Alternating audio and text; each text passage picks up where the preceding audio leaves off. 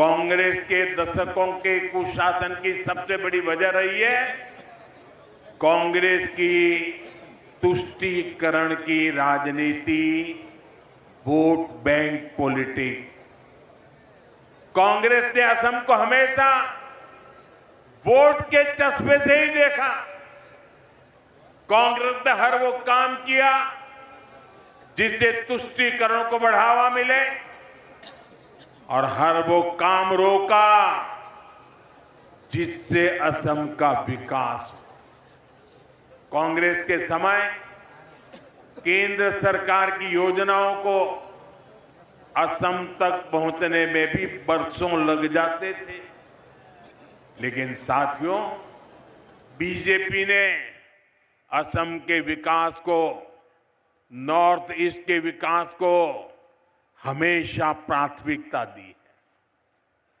बीते 11 वर्षों में देखिए, जब भी कोई नई शुरुआत देश में हुई तो तुरंत उसका लाभ नॉर्थ ईस्ट को भी मिला, कोई भी विलंब के बिना मिला। देश में semi high speed Vande Bharat ट्रेनें लॉन्च हुई तो असम और नॉर्थ ईस्ट भी इससे शुरुआत में ही कनेक्ट हो गया। अभी कुछ समय पहले देश की पहली स्लीपर वंदे भारत ट्रेन असम से ही शुरू हुई है।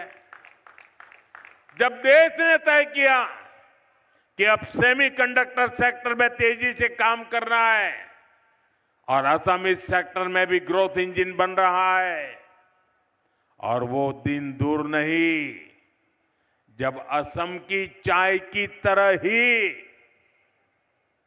असम की चाय की तरह ही असम में बनी चिप्स की भी पूरी दुनिया में चर्चा होगी। चाय से लेकर के चिप्स तक असम की विकास यात्रा दिखाई देती है।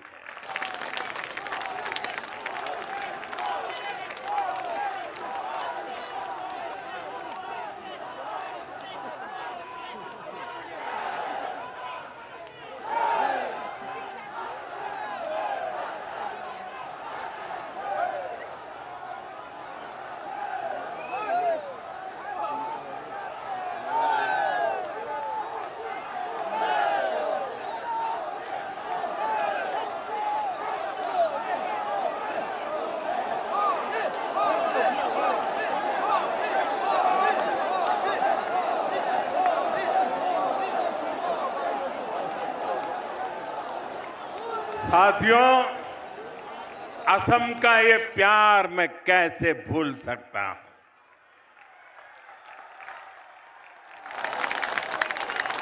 लेकिन मैं असम को वादा करता हूं, आपने मुझे जो प्यार दिया है ना, मैं उसे ब्याज समेत लौटाऊंगा और विकास करके लौटाऊंगा।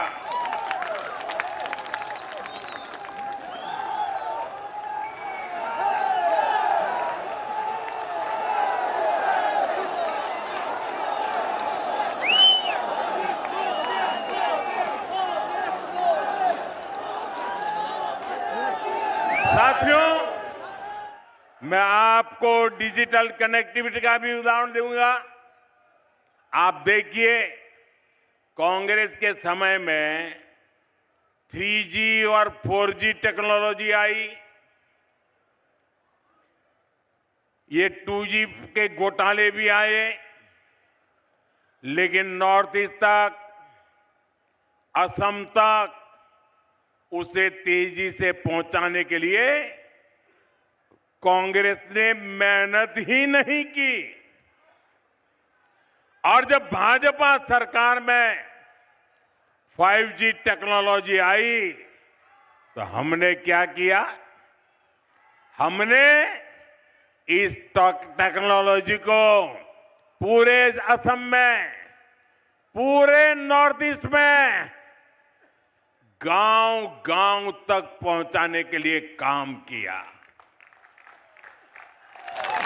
इस सैचुरेशन अप्रोच के कारण आज गुवाहाटी के युवाओं को हाई स्पीड इंटरनेट का लाभ मिल रहा है। और जब असम में एनआईसी डेटा सेंटर की भी शुरुआत हुई है, ये डेटा सेंटर यहां के नौजवानों को बहुत बड़ा लाभ देने वाला है। साथियों, एक और उदाहरण स्वास्थ्य सेवाओं का भी है।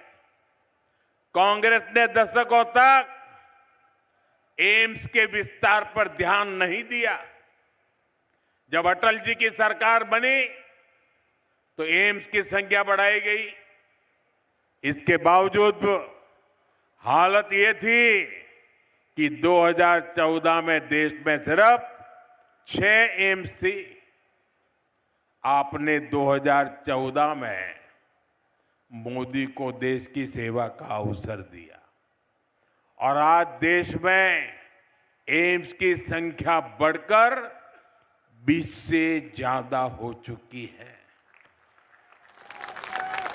बीजेपी सरकार ने एम्स गुवाहाटी का भी निर्माण किया है। इसके अलावा असम में कई मेडिकल कॉलेज और कैंसर हॉस्पिटल भी खोले गए हैं और कल ही हमने पीएम राहत स्कीम को भी मंजूरी दी है। देश के किसी भी हिस्से में अगर कोई भी व्यक्ति किसी दुर्घटना में घायल होता है तो केंद्र की सरकार की ओर से उसका 1.5 लाख रुपए तक का इलाज मुफ्त में कराया जाएगा।